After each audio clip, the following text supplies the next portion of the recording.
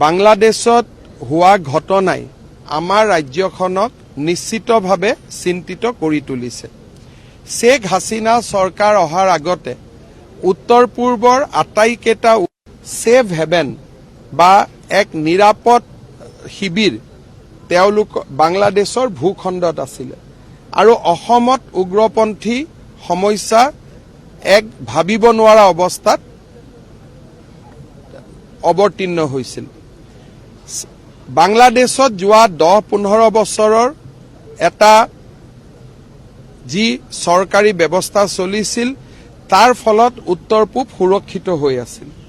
কিন্তু আজি বাংলাদেশৰ অস্থিৰতাই আমাক চিন্তিত কৰি তুলিছে।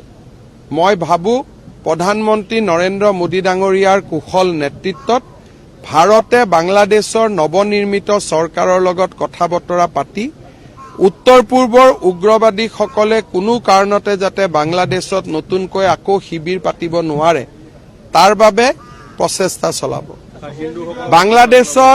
বাংলাদেশত ইস্কন মন্দিৰ, দুৰ্গা মন্দিৰ, হিন্দু লোকসকলৰ ওপৰত অত্যাচাৰৰ বাতৰি আমি ছ'চিয়েল মিডিয়াত দেখা পাইছো। কিমান সঁচা কিমান মিছা তাক কোৱাটো আমাৰ বাবে উচিত নহয়, কাৰণ এই ক্ষেত্ৰত যিটো ৰাজহুৱা ষ্টেটমেণ্ট বা অফিচিয়েল ষ্টেটমেণ্ট ভাৰত চৰকাৰৰ বৈদেশিক পৰিক্ৰমা বিভাগে দিব। बांग्लादेश में जो भी घटना हो रहा है, हुआ है, नहीं हुआ है, उनका आधिकारिक स्टेटमेंट भारत सरकार ही दे सकता है।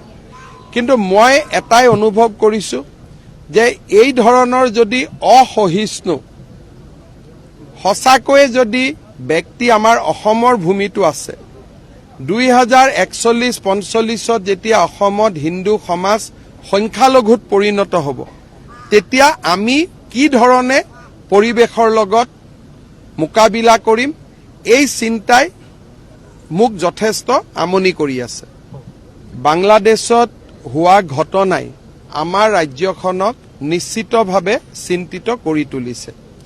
শেখ হাছিনা চৰকাৰ অহাৰ আগতে উত্তৰ পূৰ্বৰ আটাইকেইটা সেফ হেভেন বা এক নিৰাপদ শিবিৰ তেওঁলোক বাংলাদেশৰ ভূখণ্ডত আছিল আৰু অসমত উগ্ৰপন্থী সমস্যা এক ভাবিব নোৱাৰা অৱস্থাত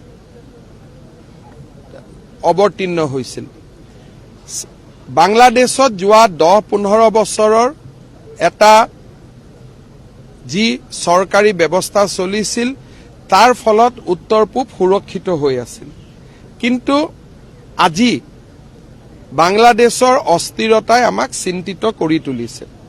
মই ভাবো প্ৰধানমন্ত্ৰী নৰেন্দ্ৰ মোদী ডাঙৰীয়াৰ কুশল নেতৃত্বত ভাৰতে বাংলাদেশৰ নৱনিৰ্মিত চৰকাৰৰ লগত কথা বতৰা পাতি উত্তৰ পূৰ্বৰ উগ্ৰবাদীসকলে কোনো কাৰণতে যাতে বাংলাদেশত নতুনকৈ আকৌ শিবিৰ পাতিব নোৱাৰে তাৰ বাবে প্ৰচেষ্টা চলাব। বাংলাদেশত ইস্কন মন্দিৰ, দুৰ্গা মন্দিৰ, হিন্দু লোকসকলৰ ওপৰত অত্যাচাৰৰ বাতৰি আমি ছ'চিয়েল মিডিয়াত দেখা পাইছো। কিমান সঁচা কিমান মিছা তাক কোৱাটো আমাৰ বাবে উচিত নহয়, কাৰণ এই ক্ষেত্ৰত যিটো ৰাজহুৱা ষ্টেটমেণ্ট বা অফিচিয়েল ষ্টেটমেণ্ট भारत सरकारों वैदेशिक परिक्रमा विभागे দিব। बांग्लादेश में जो भी घटना हो रहा है, हुआ है, नहीं हुआ है, उनका आधिकारिक स्टेटमेंट भारत सरकार ही दे सकता है।